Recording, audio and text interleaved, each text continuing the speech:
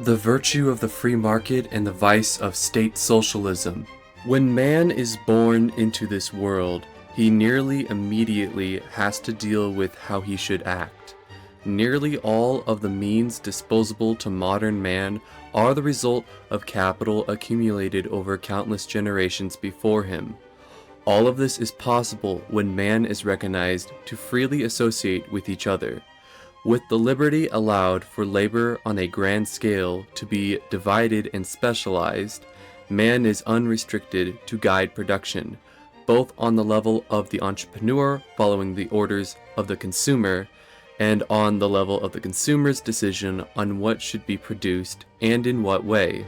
The vast majority of modern man's means and goods at his disposal are the result of the market. This system is the manifestation of man's rights: freedom, liberty, non-aggression, and voluntary association. To advocate for the restriction or abolition of this is to advocate for the enslavement of mankind. It is to advocate men to rule over man. This is the economic system of state socialism, where one man or one ruling class of men decides the production of means, goods, and capital. It is an interpersonal economy of anti-interpersonality. It is an economy where only one will acts. All other are subordinate to the ruling class of these men. This class exercises expropriation and exploitation of the productive men. Because of the nature of state socialism, it only wakes destruction in its path. With the inherent divorce of human action, production is completely blind to allocate in accordance with human action. There are no scale of values. There is no trade amongst the higher orders within the process of production. There are no appropriate prices. There is no way for man to cooperate with men beyond the confines of households. The single ruling will would have no idea what the correct combination of capital to employ for production, even if such a will was omnipotent and omniscient, even if a will was all-knowing, because there is nothing to know about the actions that never got the chance to exist. The will of such an extreme rule would destroy their own means of sustenance right from under them. That's why states today exercise a balance of expropriation and production. In the literal sense, state socialism is the death of an economy. State socialism is impossible, but the danger comes from those who try it.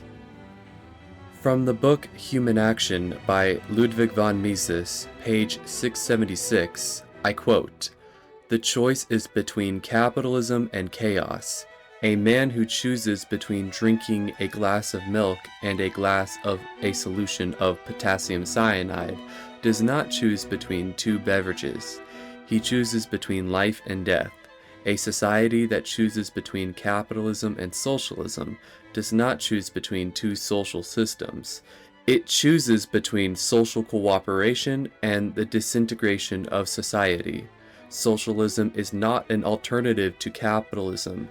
It is an alternative to any system under which men can live as law-abiding beings. To stress this point is the task of economics, as it is the task of biology and chemistry to teach that potassium cyanide is not a nutriment, but a deadly poison." End of quote. Now, as a personal note, I'm electing to avoid the terms capitalism and socialism, particularly because there's a lot of confusion between the Austrian school tradition and the anarchist tradition, where the term socialism and capitalism means completely different things from the two different traditions. If you want to look further into this, I suggest that you read State Socialism versus Anarchism by Benjamin R. Tucker. So I'm using more neutral terms that both sides can agree upon what the true meaning behind them are, particularly replacing capitalism with the free market and socialism with state socialism to avoid any confusions. Alright. Now, to get back on track, the market is the opposite force, where human flourishing and prosperity is created, and only maximized if the market is completely free from the state. The free market is where the virtue of productiveness is achieved. Only the free market is the incubator for all of man to achieve true happiness. It is clear then that a correct ethic would support nothing less than a pure and unregulated market. There is nothing but evil in infringing upon men freely interacting with each other, even if such an interaction, while non-aggressive, is immoral. You should want to see the freedom for what man has to offer to this world, what beauty, peace, and harmony can do. Man brings forth a force for good, only limited by their own mistakes. The moral defense of the free market doesn't rest on the idea that it's the best way to achieve the, quote, common good, as altruists commonly claim there is such thing as a common good.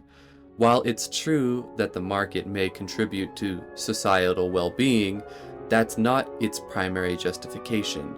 Instead, the moral basis for the free market lies in its alignment with human rationality, its safeguarding of human survival and happiness as individuals, and its core principle, justice and non-aggression. Thank you for listening. This piece is part of a larger project that I am no longer involved in. However, I thought it would be a waste for me to not use this little piece that I wrote, because I'm not sure if the project will carry on without me, and I wouldn't want this and other writings that I contribute to the project to go to waste. So, I hope you have a good day.